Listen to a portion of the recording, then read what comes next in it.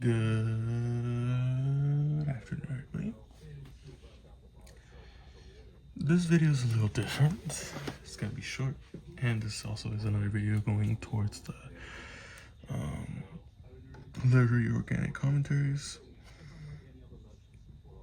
The subject of today's video here is obviously Daphnis and Chole, which is a novel written by a man named Longus, although we're not sure if it's Longus.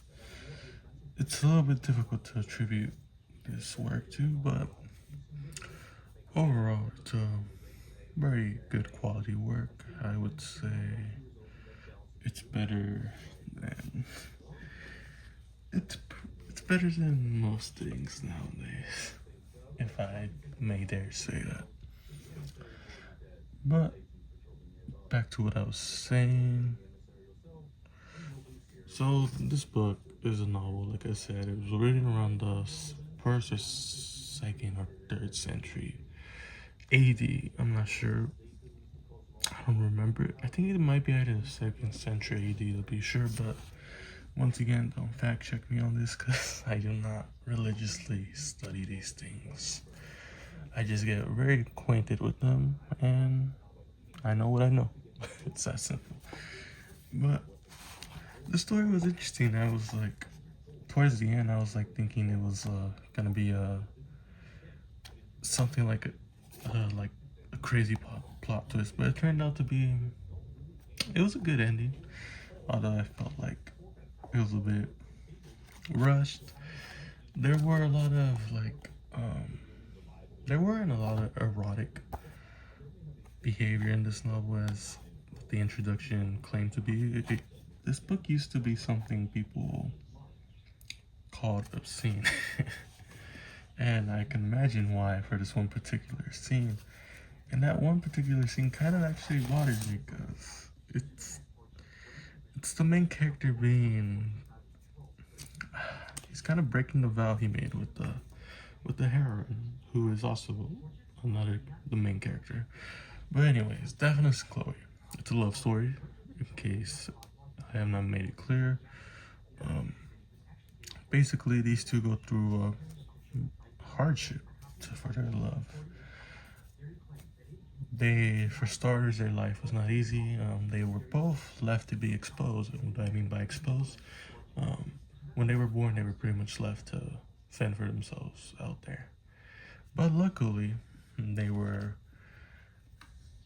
fed by an animal, which is very similar to the Roman mythos of Romulus and Remus, who were fed by this cat thingy, cougar or whatever. And that's something very interesting to note here, because it was written around the 2nd century AD, but it's one of the earliest Greek novels. That's what we know of. But yes, it's a love story, and for the most part, the two characters come from humble beginnings. Daphnis is a beautiful man, and for the moments I thought he was going to be somehow related to a god or something, but it did not turn out that way. And Chole was also from humble beginnings, except her parents are actually, her adopted parent, foster or whatever, are actually free men compared to Daphnis' parents, who are slaves to the owner of where they're working at. And these two characters work in the country. One's a goat shepherd, one's a shepherd. And yeah, they do pretty much that. The two characters eventually come together. Daphnis is really feeling that sense of love, and of course Chole attracts a lot of attention, and of course this pretty much intrigues Daphnis more to her because he becomes very attracted to her. And it's very nice to see reading it, because you could really feel the author very expressing the love between these two characters, and really he emphasizes well on how their sexual frustrations they feel towards each other. And that's really something that I like as a reader.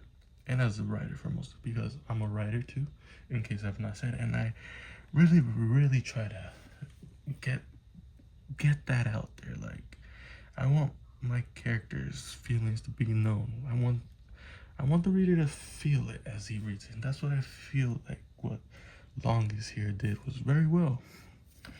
And overall, yes, they do struggle. Eventually, these struggles come in various forms. Like, they get like attacked by pirates, and then of course, Daphnis struggles too. He has what's it called, rivals who try to take away Chole from him, and he goes through difficulties of trying to get her hand in marriage because these rivals are obviously more wealthier than him because he's a son of a slave, supposedly, until he isn't. And that brings him a lot of struggles, and of course it involves some gods and stuff helping him, which are the nymphs and Pan, because in certain situations Chloe's kidnapped, but thanks to the nymphs, they ask the help of Pan, and Pan, of course, he gets some Chole back, and in a way helps Daphnis, and of course they pay homage to him with sacrifices, decorations, and gifts, and so on. And then the other thing is, Daphnis has rivals that he contests with, which was during this whole entire like kidnapping where this one guy died. I'm not sure his name, but he died, and of course he accepted his loss well. He did not die by Daphnis' hand. He died because of the people who were raiding the countryside, and he had a brutal death. And honestly, he was a pretty redeemable, respectable character at the end. And then the second altercation comes when, of course, lastly, Daphnis is really trying to he's trying to have intimate relations with his lover, of course, and he does not know what he's doing. And we get this scene where this woman, it was what I was talking about earlier, but this woman pretty much shows Daphnis how to do it, and Daphnis pretty much gets the knowledge that he needed, and he tries to do what he did to that woman to Chole, but it does not happen. And also, the woman warned him to not do that to Chole, because she's an experienced woman, but Chole is not. And that's pretty much the end of that whole entire endeavor, which was probably the most obscene thing in the text, to be honest. And also very like, I feel like Daphnis should have like had to pay for doing that, to be honest, because I don't think what he did was right. But anyways, back to what I was saying. Eventually, Daphnis managed to get the hand of his lover, because he pays a dowry of some sort of 3,000 drachmas. But this all goes to ruin when the master and the master's son and this other servant of that master's son comes over, and eventually Daphnis gets sabotaged once more. And this is by a former rival for Chloe's hand in marriage, which that rival actually just pretty much destroyed the entire garden to get Daphnis' parents in trouble. Because remember, Daphnis, his father and mother are slaves, and he's technically the son of a slave, so you can imagine how bad it would go for him.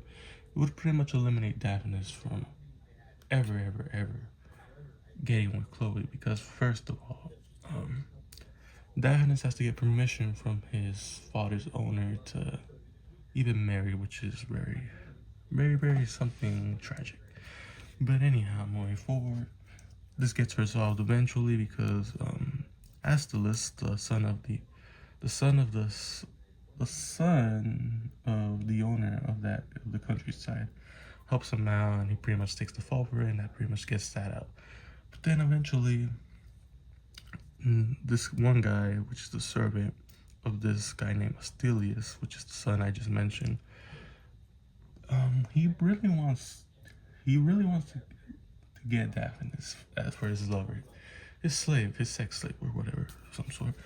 And pretty much he tries to do this at first by himself, but Daphnis refuses, and also Daphnis is very worried about it, and he tries to keep him off his side. And this pretty much puts Daphnis in a position where he really wants to like flee. And furthermore, Daphnis eventually is put in another situation, but it's revealed later that Daphnis is the son of the slave owner, which owns his foster father, and that pretty much settles that. And Daphnis is all of a sudden a rich man. But as it turns out, this Chole, who also was left to be exposed, also is from a rich man. And eventually the two get married, and that's pretty much it. They have a good life. It's overall a pretty interesting story, all things aside. And that's pretty much it, because I don't have much to say. But yeah, let me know if you want to hear me talk about other things. I do want to work on other analysis, because I realize I'm just doing too much of these episodes for this series, which is not really too creative of me. But yeah, I will try to do something else, and until next time, see you.